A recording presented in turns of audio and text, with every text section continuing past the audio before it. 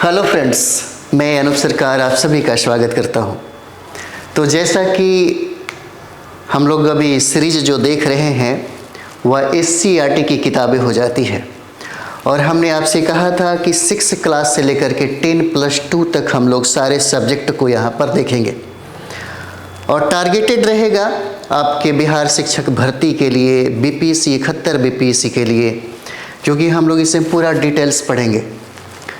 अगर आपके पास किताबें हैं तो एक बार ज़रूर इसका स्टडी कर लीजिए, अगर नहीं है तो फिर एक बार अच्छे तरीके से जो हम पढ़ा रहे हैं उसको पढ़िए, फिर किताबें खरीदिएगा, फिर पढ़िएगा आराम से। लेकिन किताबें पढ़ना पड़ेगा, है ना।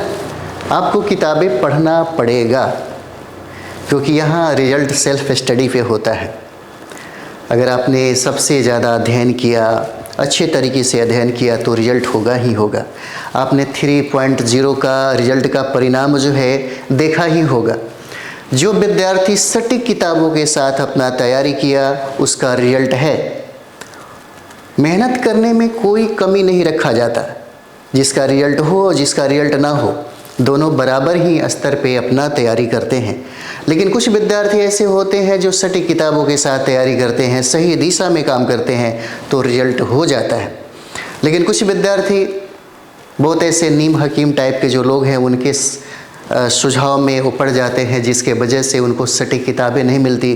किसी के नोट्स पे डिपेंड होते हैं, किसी के फलाने मतलब बहुत सारा चीज़ है, इस पे वो डिपेंड हो जाते हैं, जिसके वजह से उनका रिजल्ट नहीं हो पाता है और वो सटीक किताबों के करीब नहीं पहुंच पाते हैं। वजह भी है, मेहनत वो कम थोड़ी करते हैं, बहुत करते हैं।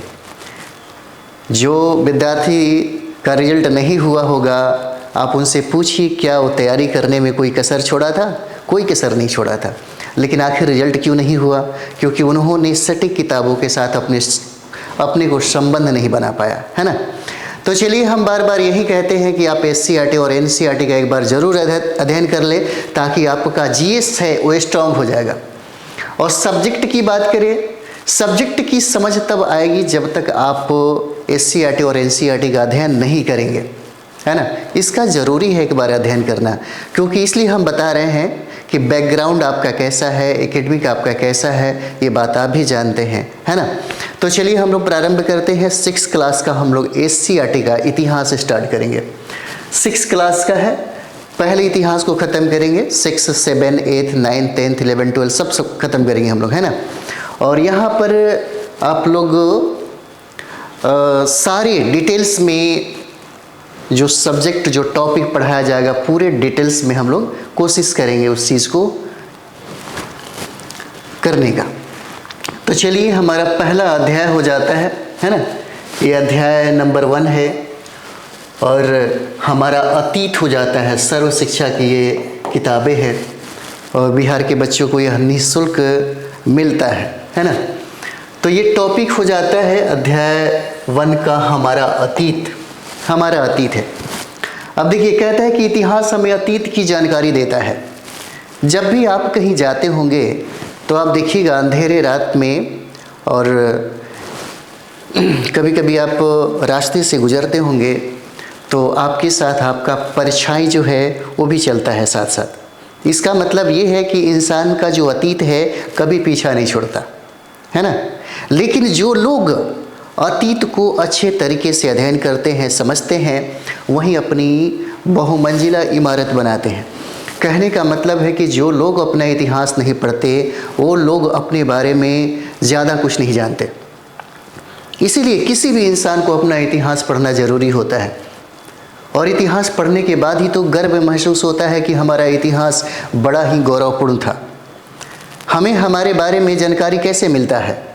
हमें कैसे पता चलता है कि पूरी दुनिया में हम सबसे बेहतर इंसान थे? हमें कैसे पता चलता है कि पूरी दुनिया में हमारा एक धर्म था, बौद्ध धर्म, जो पूरी अखंड भारत में उसका पताका लहरा रहा था। और इतना ही नहीं, इस धर्म को अपना करके जो दूसरा जो पड़ोसी कंट्री है आज विकसित अवस्था में है और हम इतने बुरे हाल में हो गए। ये कौन बताता है? यह इतिहास ही बताता है। ये कौन बताता है कि हमारा भी सभ्यता पूरे विश्व के सभ्यताओं में सबसे विकसित अवस्था में था, सबसे उन्नत अवस्था में था? तो ये अतीत ही तो है। ये सब कुछ क्या है? इतिहास हम लोग पढ़ते हैं तो इतिहास में वो सारी बातें लिखी होती हैं। अगर कोई कौम इतिहास को नहीं पढ़ पाता तो उसका कौम बिल्कुल मुर्दे के समान होता है, ये भी बात है। इसीलिए अतीत को पढ़ना बहुत ज़रूरी है।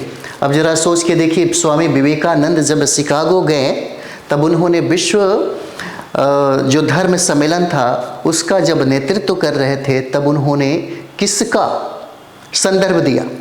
क्योंकि उन्होंने इतिहास को पढ़ा था, इसीलिए अपने भारत के दर्शन के बारे में जब उन्होंने बात की तो सारे के सारे जो विश्व के आने वाले जितने भी विद्वान थे सब अचंभित हो गए। तो ये है अतीत। और इसी तरीके से कुछ विद्यार्थी ऐसे भी हैं, जैसे हम लोगों ने देखा है, अगर आप दिल्ली जाते हैं, है ना, दिल्ली जाते हैं, पटना जाते हैं, गांव से, छोटे से गांव से जब वहाँ पहुँचते हैं तब वहाँ की जो चकाचौंध है वो आपको लेकर के डूब जाती है ना। हवा लग जाता है, दिल्ली का हवा लग जाता है। हम दिल्ली यूनिवर्सिटी में जब हम लोग जाते थे पढ़ने के लिए तो मेरे एक टीचर थे, वो बार बार कहते थे कि मतलब दिल्ली का हवा नहीं लगना चाहिए, नहीं तो आदमी कुछ बेहतर नहीं कर पाता। कहने का मतलब है कि अगर कोई विद्यार्थी अपने अतीत को, अपने माँ बाप की परेशानी को कितना मुश्किल और कितना कठिन से वो पैसा भेजते हैं आपको 2000, 4000, 5000, है ना। अपने माहौल को समझिए, अपने घर परिवार की दशा को समझिए। अगर ये सारा अतीत अगर आपको हमेशा याद आए बार बार तो निश्चित तौर पे आपको 12 घंटा 13 घंटा पढ़ने का मन करेगा। लेकिन अगर आप खो गए किसी चकाचौंध में तो सब चीज़ें अधूरा ही रह जाएगा, जिसके लिए आप पटना आए हैं, जिसके लिए आप दिल्ली आए हैं। इसीलिए कुछ ऐसे विद्यार्थी हैं, हमेशा उनको याद रहता है कि हम किस परिवेश से और किस घर से आए हुए हैं। है कोई मेरा इंतज़ार कर रहा है, मेरे माँ बाप कोई इंतज़ार कर रहा है, मेरा समाज, मेरे गांव के कुछ लोग हैं जो इंतज़ार कर रहे होंगे, है ना। ये है अतीत। तो इतिहास हमें अतीत की जानकारी देता है और अतीत को जानना इसलिए ज़रूरी है कि अतीत को जानकर ही हम वर्तमान को समझ सकते हैं, है ना। जैसे कभी कभी ऐसा होता होगा, जैसे आप देखते होंगे गांधी ने भी ये बात कहा था कि जिसका वर्तमान अच्छा होता है उसी का भविष्य भी अच्छा होता है ना। अगर आपका वर्तमान खराब है तो भविष्य को बनाने में बड़ा मुश्किल होगा। इसीलिए जो वक्त आपके पास मिला है ना पढ़ाई वढ़ाई करने के लिए, वो टोटल का टोटल और संपूर्ण जो टाइम अगर मिल जाता है आपको, अगर कोई ज़िंदगी में कोई लफड़ा वगैरह नहीं है तो टोटल का टोटल टाइम आप सिर्फ पढ़ने में लगा दीजिए, खुद अपने पे लगाइए। फिर देखिए परिणाम कितना सुखद होगा, कितना खूबसूरत परिणाम होगा। इसका अंदाज़ा उस समय चलेगा जब आपका रिजल्ट हो जाएगा, है ना। तो वही चीज़ें करता है कि वर्तमान को समझ सकते हैं और भविष्य के निर्माण के लिए सोच सकते हैं। इतिहास ही है जो दुनिया के सारे सब्जेक्ट को पढ़ाता है। जो लोग इतिहास को पढ़ लिया वो लोग अपना निर्माण तो करता ही करता है, साथ ही साथ समाज का एक बेहतर निर्माण करता है और साथ ही साथ देश का भी उन्नति हो जाती है। इतिहास कुछ ऐसा ही सिखाता है। इतिहास मानव समाज की सामूहिक स्मृति है। यदि कोई समाज अपने इतिहास को नहीं जानता है, यदि क्या लिखता है, यदि कोई समाज अपने इतिहास को नहीं जानता है तो उसकी हालत वैसी है जैसे किसी ऐसे व्यक्ति की जिसकी याददाश्त गुम हो चुकी है। सपोज दैट अगर कभी कभी जैसे हमारे भारत के प्रधानमंत्री जब अमेरिका जाते हैं, जब यूरोप जाते हैं, जब अफ्रीका जाते हैं, या प्रेसिडेंट ऑफ इंडिया, जब भारत के राष्ट्रपति जब किसी विदेश में जाते हैं, भारत के प्रधानमंत्री, भारत के विदेश मंत्री कोई भी हो, अगर विदेश जाते हैं तो किसकी बात करते हैं? क्योंकि उन्होंने पढ़ा है बुद्ध के बारे में। दुनिया के सारे लोगों को ये बात पता है कि यह धरती बुद्ध का है और यही वजह है कि बुद्ध के धरती से जाने वालों का सम्मान बड़ा ही खूबसूरत होता है।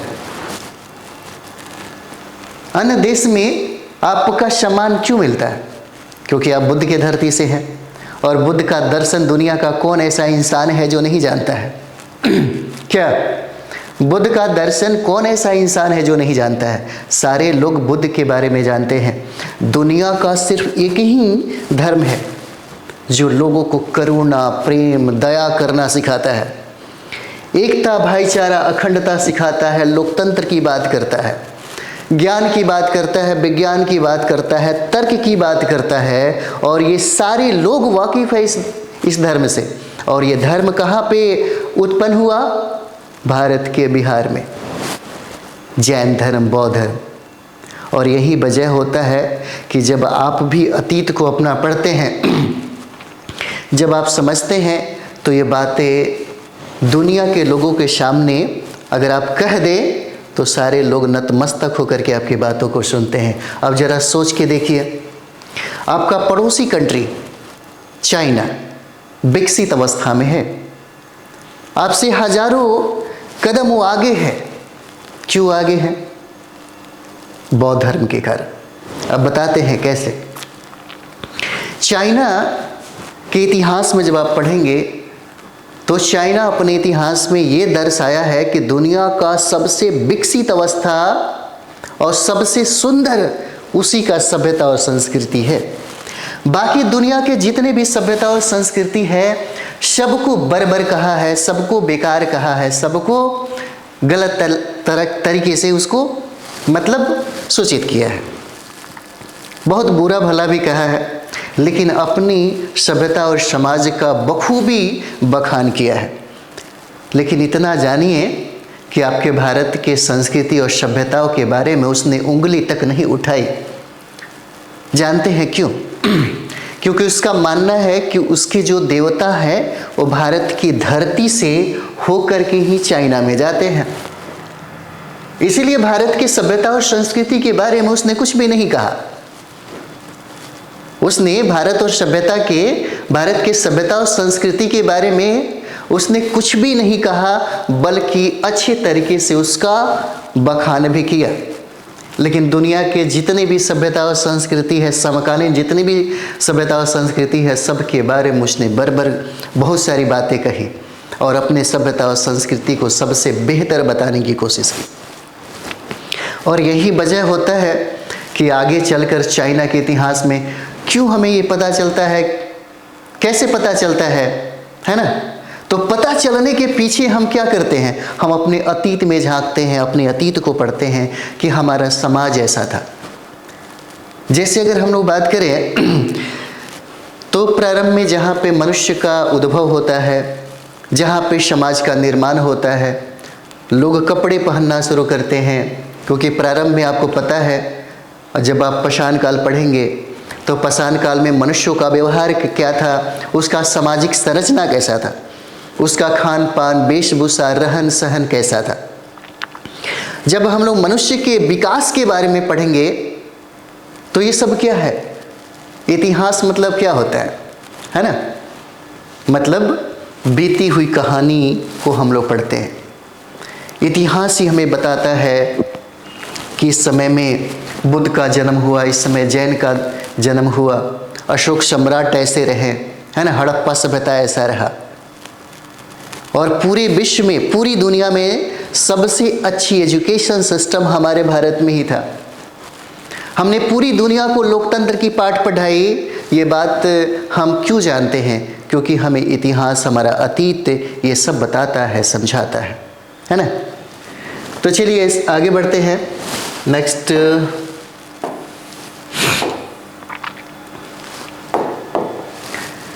आप जानते हैं कि मनुष्य एक सामाजिक प्राणी है। ये बात अरस्तु ने कहा था, मनुष्य एक सामाजिक प्राणी है। जैसे कभी कभी अगर किसी राजा की हत्या करना हो तो तलवार से उसका गला मत काटिए, उसका गद्दी छीन लीजिए, वो तड़प तड़प के मर जाएगा, है ना? अगर मानते हैं कि आप परिवार में रहते हैं, समाज में रहते हैं और समाज से आपको दूर कर दिया जाए तो आप भी तड़प तड़प के मर जाएंगे, है ना? तो ये मनुष्य जो है ये क्या हो जाता है? एक सामाजिक प्राणी है। ये फिलॉसफी ही अलग है, यह बहुत बड़ा दर्शन है अरस्तु का, है ना? हम सभी समाज में रहते हैं और यह हमारे समाज हमारे माता पिता, परिवार, गांव, शहर, देश से होकर पूरे विश्व तक फैला है। आपने पढ़ा होगा कि आज की दुनिया एक वैश्विक गांव है, एक वैश्विक गांव है ना। जैसे अब क्या है, नेट का ज़माना है, नेटवर्क का ज़माना है ना। तो नेट का मतलब क्या होता है? जाल होता है ना, जाल होता है।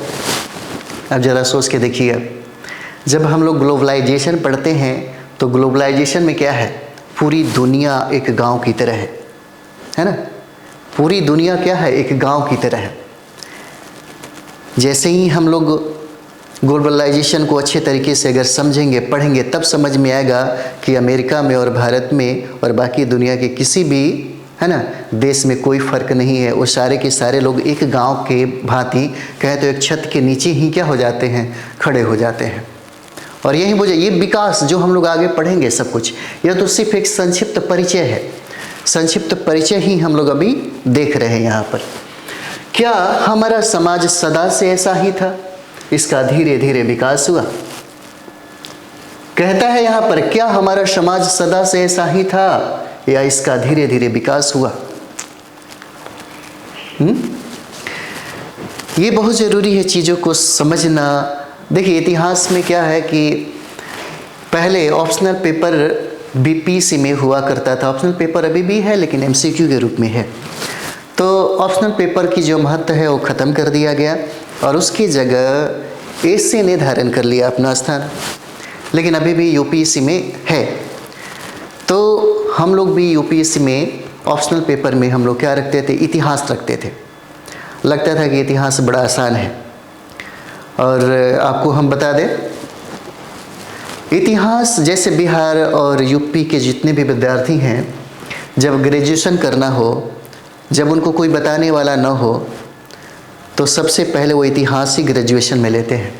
उनको लगता है आसान है इसमें पास करना, और सही में आसान भी है पास करना, है ना। उस तरीके से पढ़ा नहीं जाता जिस तरीके से यूपीएससी वाले पढ़ते हैं, और जिस तरीके से यूपीएससी में पढ़ाया जाता है बिल्कुल डिफरेंट है। आप यूनिवर्सिटी का टॉपर्स हो जाइए, किसी भी विषय में टॉपर्स है यूनिवर्सिटी का, है ना, तो उन विद्यार्थियों में आप एकदम तिस्मार खान अपने आप को फील करेंगे। लेकिन ये सारा गर्मी उतर जाएगा जब आप एक बार यूपीएससी का एग्ज़ाम दीजिएगा, है ना। वो सारा जो टैलेंट है ना, वो सारा का सारा टैलेंट यहाँ आकर के आपको खुद समझ में आएगा कि यूनिवर्सिटी का टॉपर्स होना और यूपीएससी का फाइटर होने में कितना फ़र्क होता है। यहाँ पे बहुत लॉजिकल होना पड़ता है, विश्लेषण करने की क्षमता बहुत होनी चाहिए, है ना। आपके अंदर तार्किकता ज़्यादा होना चाहिए, जिस तरह से बुद्ध थे, है ना, जिस तरह से हमारे भारत का दर्शन रहा है। चलिए आगे भी हम लोग देखते हैं। इस सवाल का जवाब हमें इतिहास से मिलता है। क्या कह रहा है, क्या हमारा समाज सदा से ऐसा ही था? बहुत ऐसे विद्यार्थी हैं, आप देखते होंगे, बहुत ऐसे विद्यार्थी हैं जो सवाल करते ही नहीं हैं, है ना। और बहुत ऐसे विद्यार्थी हैं कि सवालों का संजाल उनके पास होता है। सवाल करना चाहिए, इससे पता चलता है कि आप कितना जिज्ञासु हैं, आप कितना लॉजिकल होते जा रहे हैं, आप कितना खोजी है, कितना आविष्कार करता है। बहुत सारी चीज़ें हैं, है ना, उसको डेवलप करना पड़ता है। दुनिया का कोई भी इंसान है ना, बहुत ही ज़्यादा जीनियस नहीं होता। क्या, जैसे बहुत सारे विद्यार्थी को लगता होगा कि हमारा बैकग्राउंड अच्छा नहीं रहा है ना, हम तो एवरेज एक स्टूडेंट हैं, हम कैसे यूपीएससी फाइट कर सकते हैं, कैसे बीपीएससी फाइट कर सकते हैं, क्या कैसे हम लोग बिहार शिक्षक भर्ती का टीचर बन सकते हैं, है ना। कभी कभी मन में ये बात आता होगा। तो एक बात जानिए, जितना भी जीनियस विद्यार्थी है ना, वो कभी आईएएस नहीं बना है। जितना भी जीनियस विद्यार्थी है, हमारे फ्रेंड सर्किल में 18 लोग हैं ऑफिसर, और 18 लोगों में हमने कभी भी किसी भी ऐसे विद्यार्थी को नहीं, अपने दोस्तों में नहीं देखा कि बहुत ज़्यादा स्मार्ट हो, बहुत ज़्यादा जीनियस हो। लेकिन एक बात थी उस व्यक्ति के अंदर, हार्ड वर्कर थे वो, कड़ी मेहनत करते थे, गधा की तरह। लोग नहीं कहता है पहले के समय में, गधा की तरह मेहनत करो, है ना। सो रहे हैं तब किताब लेकर के सो रहे हैं, उठ रहे हैं तो किताब लेकर उठ रहे हैं। हम लोग तो दिल्ली में जब थे तो यूपीएससी का पीटी के समय में अगर ब्रश करना है, अगर चाय पीना है, बाथरूम तक लोग जाते थे तो वहाँ पर मतलब कटिंग लगाते थे किसी फैक्ट्स का। लोगों ने फाइट किया, लोगों ने फाइट किया है। बहुत ऐसे लोग हैं जो 5 साल 10 साल लगा देते हैं कंप्लीट करने में। बहुत ऐसे विद्यार्थी हैं जिनके पास 1-2 साल में ही कंप्लीट कर पाते हैं। उनका तरीका देखिए। ऐसा नहीं है कि वो आपसे ज़्यादा जीनियस है, ऐसा नहीं है कि वो आपसे ज़्यादा स्मार्ट है, लेकिन उनका माहौल अच्छा है, उनके साथ मार्गदर्शक जो है वो अच्छे हैं, उनके साथ किताबें सटीक है। अगर 3 चीज़ें आपके लाइफ में अगर हो जाए तो फिर मुश्किल ही नहीं है किसी भी कंपटीशन को फाइट करना। क्यों 2 साल 4 साल 5 साल टाइम लगाना। अगर एक बार आपने ठान लिया तो ठान लिया, और उसके बाद बस 3 चीज़ों का होना बहुत ज़रूरी है। सबसे पहले अपने आप को रखिए, कभी डाइवर्ट मत होइए, कभी परेशानी में, है ना, ज़्यादा फ्रस्ट्रेशन में मत आइए। उसके बाद जो मार्ग दिखाने वाला व्यक्ति है उस पर ज़्यादा यकीन करिए, भरोसा करिए, और सटीक किताबें अगर हो जाए, 3 चीज़ें हो जाए, तो दुनिया का कौन ऐसा चीज़ है जिसे प्राप्त आप नहीं कर सकते हैं। सब कुछ प्राप्त कर सकते हैं अगर ये सब चीज़ें आपके पास है तो, है ना। यही चीज़ें यहाँ पर कहता है, यानी कि इस सवाल का जवाब हमें इतिहास से मिलता है। और आप यह भी जानते होंगे कि इतिहास का संबंध अतीत के उस काल से है जिसके बारे में हमें लिखित साक्ष्य मिलते हैं। प्राचीन भारत के इतिहास को आप समझने के लिए, जैसे कभी कभी होता है कि हम पाषाण काल की अगर व्यवहार के बारे में जानना चाहते हैं, सामाजिक संरचना के बारे में जानना चाहते हैं, है ना, और वहाँ के रहन सहन, खान पान, वेशभूषा के बारे में अगर जानना चाहते हैं तो 2 ही चीज़ें हो सकती हैं स्रोत में। एक साहित्यिक स्रोत होगा और दूसरा पुरातात्विक स्रोत होगा। जब हम लोग पाषाण काल की बात कर रहे हैं तो आपको पता है कि साहित्यिक साक्ष्य वहाँ पे उपलब्ध नहीं था, तो हमें सबसे ज़्यादा डिपेंड किस पे होना पड़ेगा? पुरातात्विक साक्ष्यों पे। और पुरातात्विक साक्ष्यों में वैसा भी नहीं है ना, जो मौर्य काल में हम लोग देखते हैं वैसा भी नहीं है। यानी कि पाषाण काल में जब इंसान पत्थरों का उपयोग करके अपना भरण पोषण कर रहा था, अपनी रक्षा कर रहा था, उसी के अध्ययन के आधार पर हम इस इतिहास को पढ़ते हैं और समझते हैं, है ना। क्या करते हैं हम लोग? इसको समझते हैं। यही बात आपसे कह रहा है, यानी कि इतिहास का संबंध अतीत के उस काल से है जिसके बारे में हमें लिखित साक्ष्य मिलते हैं। इसके अलावा अतीत का एक काल वह भी है जिसके बारे में हमें लिखित जानकारी पुस्तकों या रचनाओं में नहीं मिलती, बल्कि जमीन के नीचे दबे पुराने अवशेषों, वस्तुओं, सिक्कों, अभिलेखों में मिलती है। पुरातात्विक साक्ष्यों में क्या आता है ना, जैसे सबसे पहले इंसानों ने पत्थरों से हथियार बनाना शुरू किया। भले हम लोगों को बड़ी अजीब लगता होगा, लेकिन समाज के लिए वो एक क्रांति था। समाज के विकास के लिए, समाज के डेवलपमेंट के लिए एक क्रांति था। हमें इस बात का अंदाजा न हो कि क्योंकि हम विज्ञान के इस छोर पे आ गए हैं, इतना डेवलप हो गए हैं। आज का ज़माना क्या है? साइंस इतना ज़्यादा डेवलप हो गया है कि कुछ भी मुश्किल नहीं है।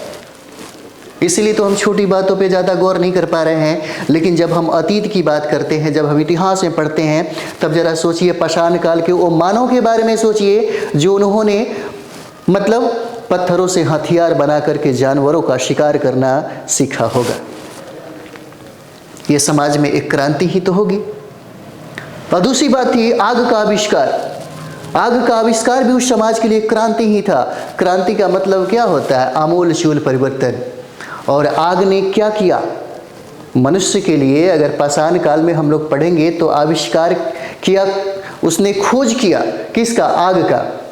और उस समाज के लिए क्रांति था, क्योंकि उस आग से कुछ चीज़ें उसको प्राप्त होने वाली थी।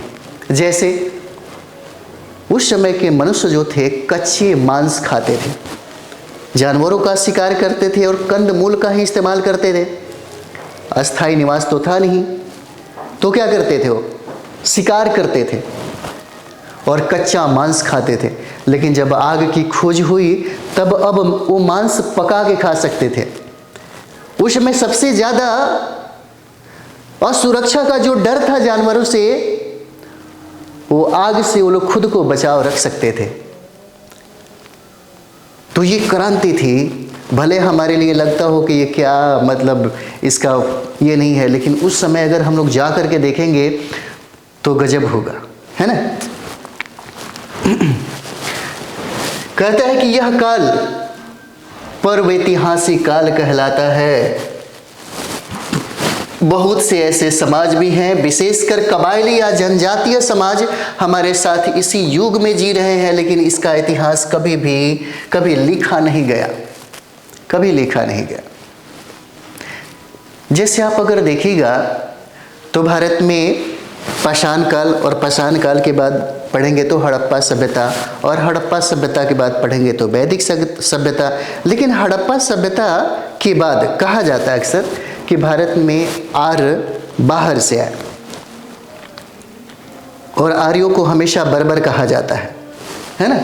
लेकिन अगर किताबों में आप देखेंगे, है ना, तो आप देखिएगा वहाँ पे श्रेष्ठ भी सामूहिकता को दर्शाता है। लेकिन ये बात यहाँ पे समझिए, कहता है कि बहुत से ऐसे समाज भी हैं, विशेषकर कबायली या जनजातीय समाज हमारे साथ इसी युग में जी रहे हैं, लेकिन उनका इतिहास कभी लिखा नहीं गया। आप जानते हैं अंडमान निकोबार द्वीप समूह जो है यह केंद्र शासित प्रदेश है और आपके भारत का यह भाग है। वहाँ रहने वाले बहुत ही ऐसे जनजातीय हैं जो आज भी आदिम समाज की तरह रहते हैं, जीते हैं। आज भी जिस तरह से हम लोग पाषाण काल में पढ़ते हैं कि लोग नंगे रहते थे, उनका कोई अपना घर नहीं था, वो गुफाओं में रहते थे, कंदराओं में रहते थे, जानवरों का शिकार करते थे, कंदमूल का इकट्ठा करके वो खाते थे, भरण पोषण करते थे।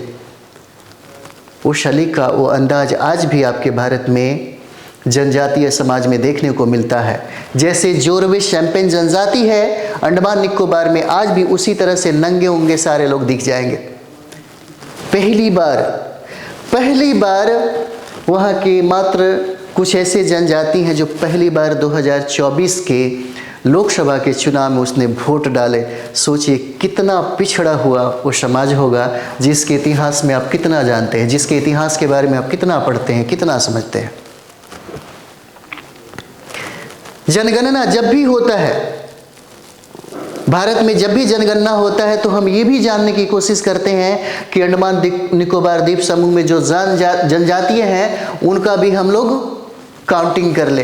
तो क्या लगता है आपके सरकारी पदाधिकारी लोग जाता है?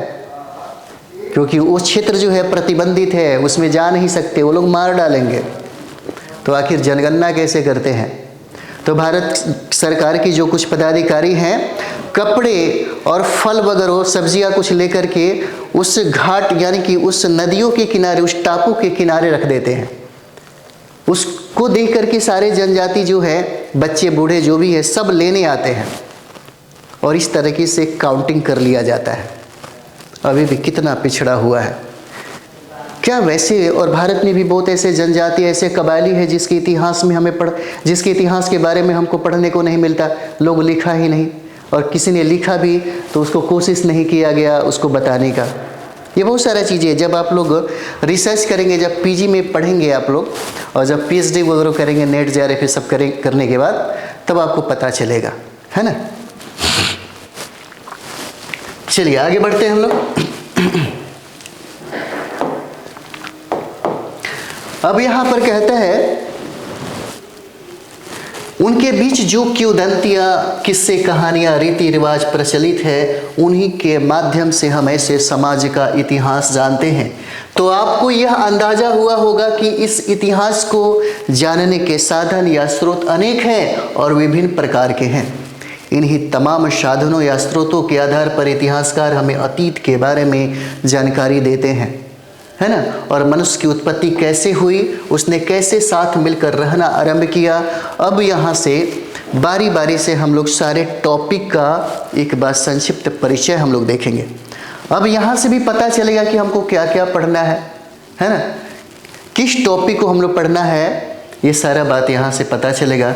तो ज़्यादा लंबा वीडियो ना हो, जब जिस दिन डिमांड आपका होगा उस दिन से हम लोग और भी क्लास को डिटेल्स में और लंबा करेंगे, है ना। तो चलिए मिलते हैं हम लोग नेक्स्ट वीडियो में। थैंक यू वेरी मच आप सभी लोगों को। आप अपने दोस्तों साथी संगियों के बीच में ज़रूर इसे एक बार शेयर करें, है ना। जितना सपोर्ट करेंगे उतना ही हमारे अंदर एनर्जी मिलता रहेगा और हम आपके लिए हमेशा मतलब अच्छे तरीके से इसको डील कर पाएंगे, है ना। Thank you very much.